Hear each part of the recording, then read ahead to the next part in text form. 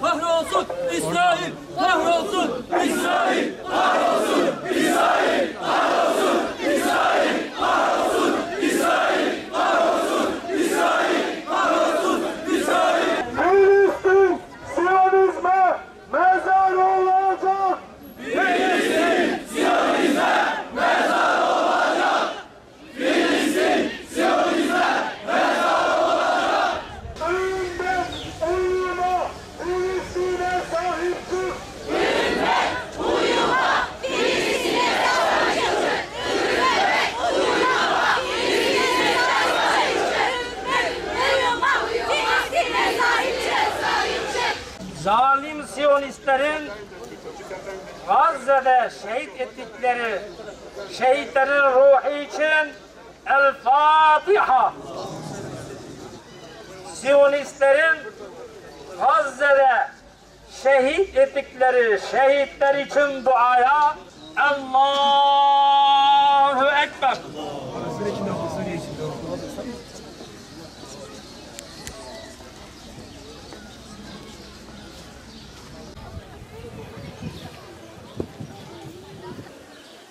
Allahu Ekber. Esselamu aleyküm ve rahmetullah. Esselamu aleyküm ve rahmetullah.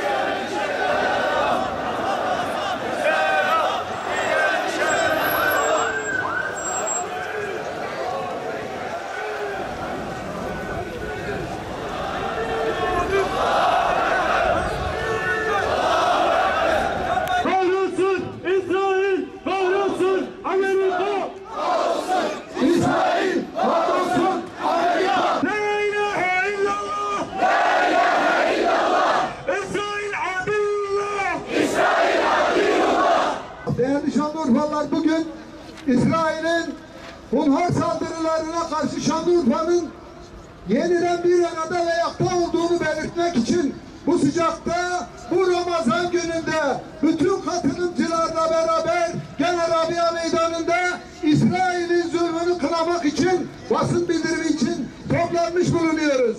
Allahu Ekber. Tekbir. Tekbir. Kaçırılan İsrailli 3 illegal yerleşimci gencin faili meçhul bir cinayete kurban gitmesinin ardından İsrail işgal rejimi boş bir alanda bulunan cesetlerin sorumluluğunu alelacele Hamas'a atarak Filistin halkının üzerine bomba yağdırmaya başladı. Hamas yönetimi bu olayla hiçbir şekilde alakası olmadığını ifade ettiği ve hiçbir Filistinli grup bu saldırıyı üstlenmediği halde İsrail işgal rejimi olayları saptırarak bildik katliam politikasına başladı. Yahudi yerleşimcilerin Filistin'de 17 yaşındaki Muhammed Abu Hudra'yı kaçırıp benzin içirdikten sonra diri diri yakmalarını unutturmaya çalışan Siyonistler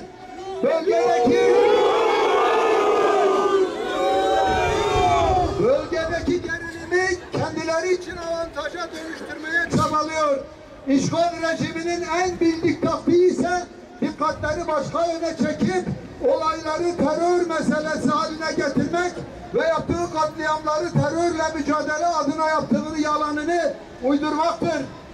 Gazze hala hazırda uzun bir zamandır dünyanın en büyük açık hava hapishanesi konumundadır. Son zamanlarda ise Mısır'da meydana gelen askeri darbenin ardından Gazze'nin dünyaya açılan kapısı olan tünellerin büyük bir kısmı kapatıldı. Gazze iyice bir çıkmazın içine girmiştir.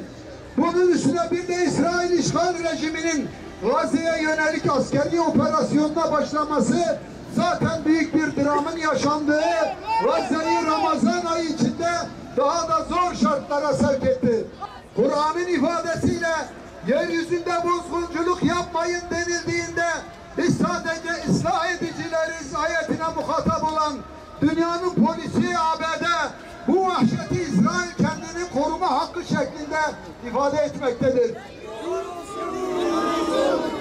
Pişkinlik yetmezmiş gibi Diyarbakır'daki meseleye de baktığımızda iftar çadırı meselesi olmadığı anlaşılmaktadır. Saldırıyı iftar çadırı yapılmış gibi gösterme gayretinde olanlara Hopa'ya bakın diyoruz. Hopa'da saldırıya uğrayan iftar tırı mıydı? Yoksa arkasındaki anlayış ve inanç mıydı? Esas mesele zalimden ya da mazlumdan olma meselesidir. Büyük provokasyonlar peşinde olan büyük şeytan ABD Salı günü Diyarbakır Şeyh Said Meydanı'nda ortaya çıktı. Yeter ki birileri kendisiyle birlikte hareket etsin, fitneye zemin temin etsin. Evet, büyük şeytan bir kez daha bu mübarek günlerde zincirlerinden kopmuştur. İpten, kazıktan kopanlarla birlikte Kur'an'ın ifadesiyle sağdan yaklaşmaya çalışmaktadır. Sözde Müslümanlara iftar vermek gibi masum bir maske altında uyuyan fitneyi uyandırmaya gayret göstermiştir. Adana konsolosluğuna sormazlar mı? Neden Diyarbakır'da iftar veriyorsun? Adana'da oruç tutulmuyor mu? İftar edilmiyor mu? Diyarbakır'ın da seçilmesi kesinlikle bir planın sonucudur. Bu manzara bize olma gerekliliğini zorunlu kılmıştır. Zaman birlik olma zamanıdır. Zaman farklılıklarımızı kenara bırakmak zamanıdır. Zaten ortak düşman karşısında tek olma zamanıdır. Zaman ümmet olma zamanıdır. Müslüman kanıyla iftar yapılmaz. Müslüman kanıyla iftar yapılmaz.